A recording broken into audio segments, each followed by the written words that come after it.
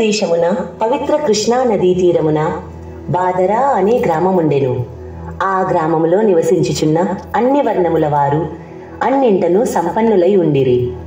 పాడి పంటలు, భోగభాగ్యములు, సుఖశాంతులు మున్నగువానితో ఆ గ్రామము సంతోషపూర్ణమై ఉండెను.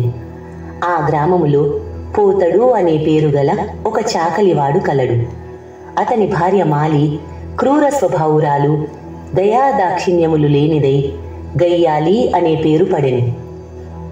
వారికి 9 కుమారులు కలరు. ఆ దంపతులు తమ కుమారులు 9కి తగిన సమయములందు వివాహము చేశారు. మొదటి 3 కోడళ్ళు తమ అత్తగారి వలనే పొగరుపోతు స్వభావము కలిగి చెడ్డ పేరును తెచ్చుకున్నారు. అత్తగారితో సమానముగా గయ్యాలితనమును, చెడు స్వభావమును కలిగి ఉండిరి. 4వ కోడలు పోలి మృదు స్వభావురాలు. భర్త యందు ప్రేమ, గౌరవము, పెద్దల యందు భక్తి, ధర్మ, దైవ కార్యముల యందు ఆసక్తి కలిగి ఉండెను.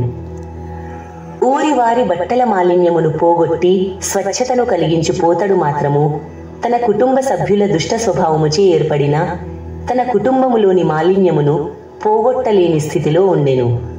దీనికి తోడు వాని నిర్ధనత్వము కూడా వానిని బాధించుచుండెను. చిన్న కోడలైన పోలిని తన భార్యయగు మాలి మిగిలిన కోడళ్ళు దూషించుట, బాధించుట గమనించి కూడా నిస్సహాయుడై ఊరుకుండెను. అత్తయగు మాలి మిగిలిన తోడి కోడళ్ళు ఇంటి పనులన్నింటినీ పోలిపై వదిలారు. ఇంటి పనులన్నింటినీ మారు మాటాడక తలవంచి చేయుచున్న ఆమెపై జాలి కూడా లేక ఆమెపై చాడీలు చెప్పి ఆమె భర్తచే పోలిని కొట్టించి తిట్టించి సంతోషపడుచుండిరి.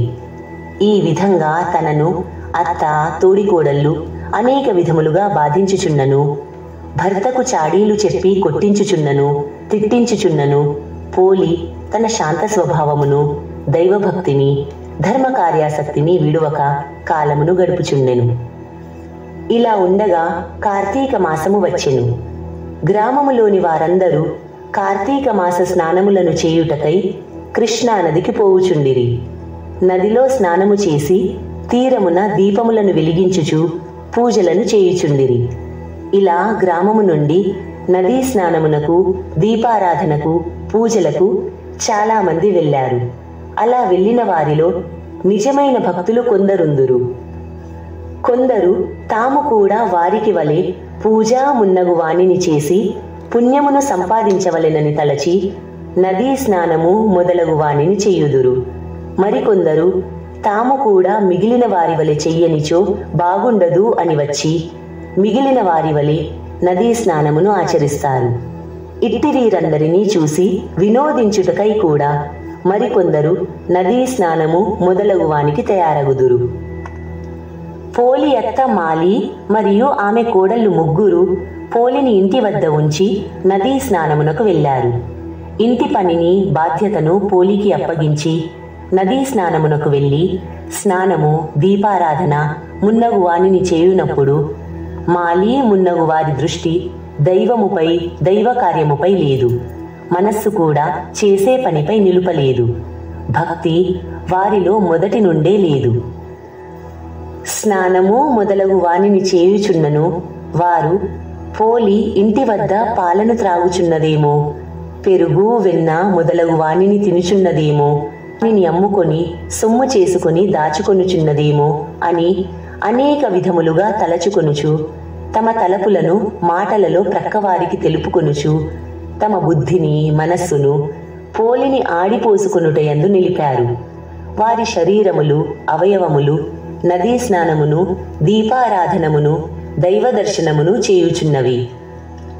వారు కేవలము పోలికి చెందిన పరధ్యాసలో మనస్సును, స్నానము మొదలగు వానిలో శరీరములను, పోలిని నిందించుటలో మాటలను నిలిపారు. ఈ విధంగా కార్తీక మాసమును కృష్ణా తీరమున వారు గడిపారు.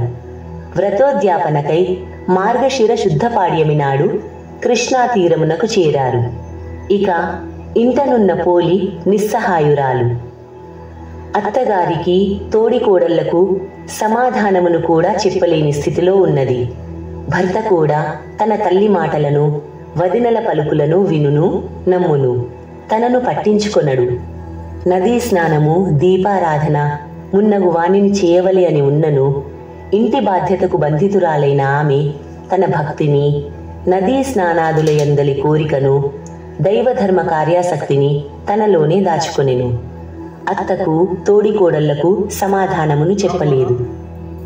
తనను ఒక సాటి జీవిగనైన తలచని మానవత్వమునకు ఏమి చెయ్యును? అప్పుడామె నిస్సహాయ రీతిలో ఇంటి బాధ్యతలను ఇంటి పనులను చేయుచు ఇంటిలోనే ఉన్నదై తన మనస్సులో ఇట్లనుకొనెను, దీనరక్షణ గోవింద పాత్రయందుంచి దయచూపుము, నేనశక్తురాలను, నాపై అనుగ్రహమునుంచుము అని ప్రార్థించెను.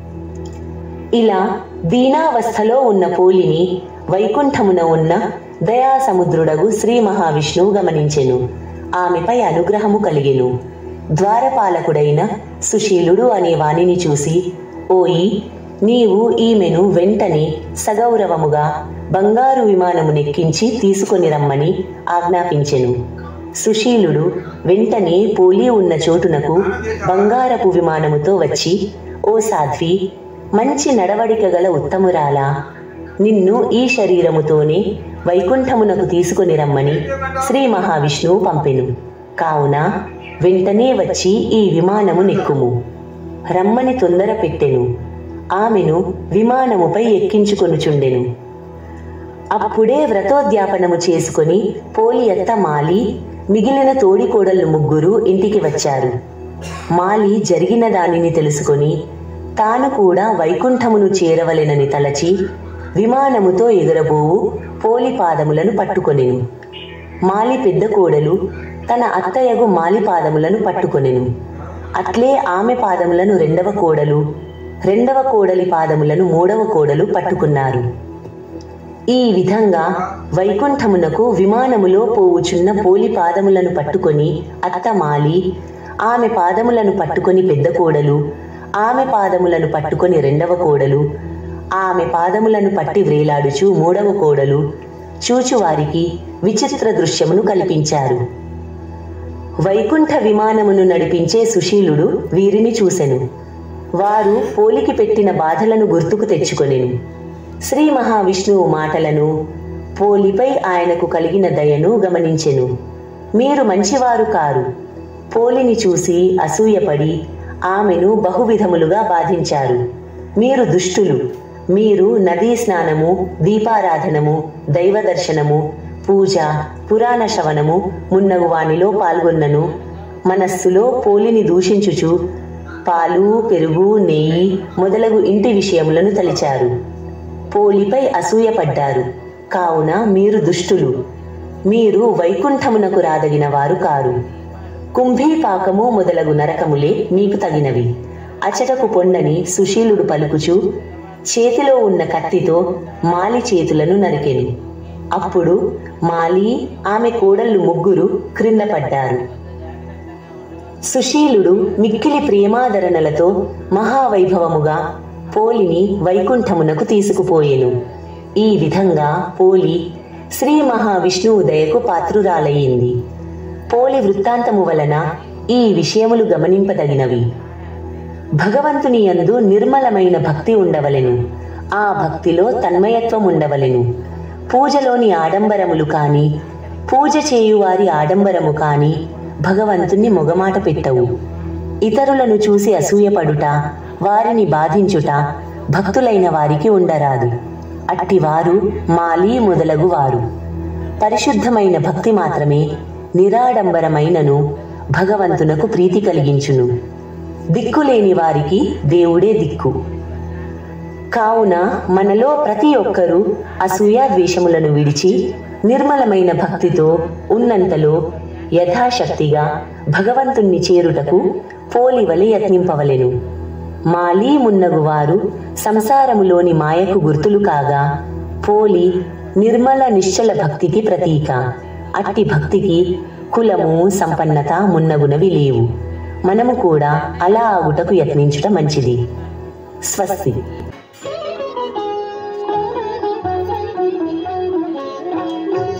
Volume 41. ఆ